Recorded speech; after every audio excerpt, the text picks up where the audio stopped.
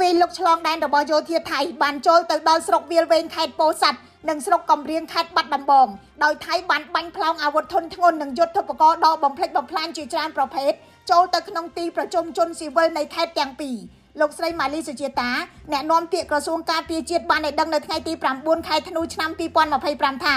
ថៃបានវាយប្រហារស្រុកកំរៀងខេត្តបាត់ដំបងតាំងពីយប់ថ្ងៃទី8ចូលទៅដល់ព្រឹកថ្ងៃទី9ខែធ្នូហើយនៅថ្ងៃទី9ដដែលទីហ៊ានថៃបានបាញ់កំភ្លើងធំ105មីលីម៉ែត្រនិង155មីលីម៉ែត្រចូលទៅទីប្រជុំជនស៊ីវិលនៅក្នុងឃុំថ្មដាស្រុកវាលវែងខេត្តពោធិ៍សាត់ការបាញ់ប្រហារនេះបានបង្ខំឲ្យក្រសួងអប់រំប្រកាសបិទសាលារៀនបណ្ដោះអាសន្ននៅក្នុងឃុំថ្មដាពោធិ៍សាត់និងបាត់ដំបងជាខេត្តទី4និងទី5របស់កម្ពុជាដែលរងការវាយប្រហារចាប់តាំងពីយោធាថៃបានវាយលុកកម្ពុជាទាំងតាមជើងគោកនិងលើអាកាសពីថ្ងៃទី7ខែធ្នូឆ្នាំ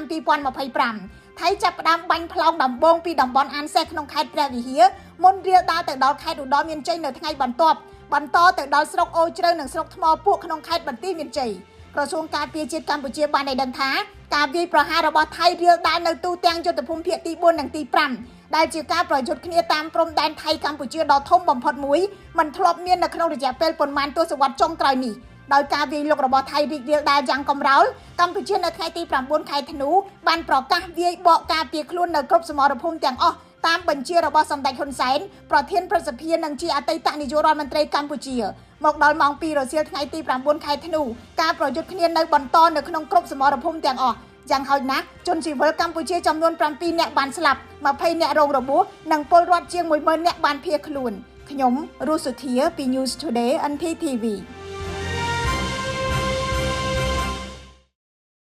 GAC គឺជារថយន្តគុណភាពខ្ពស់របស់ប្រទេសចិនបំពាក់បច្ចេកវិទ្យាទំនើបនិងមានតម្លៃសមរម្យបច្ចុប្បន្នរថយន្ត GAC កំពុងទទួលបានការគាំទ្រនិងពេញនិយមពីអ្នកប្រើប្រាស់នៅកម្ពុជានិងជុំវិញពិភពលោករថយន្ត GAC នាំចូលនិងចែកចាយផ្លូវការនៅកម្ពុជាដោយក្រុមហ៊ុន TH Group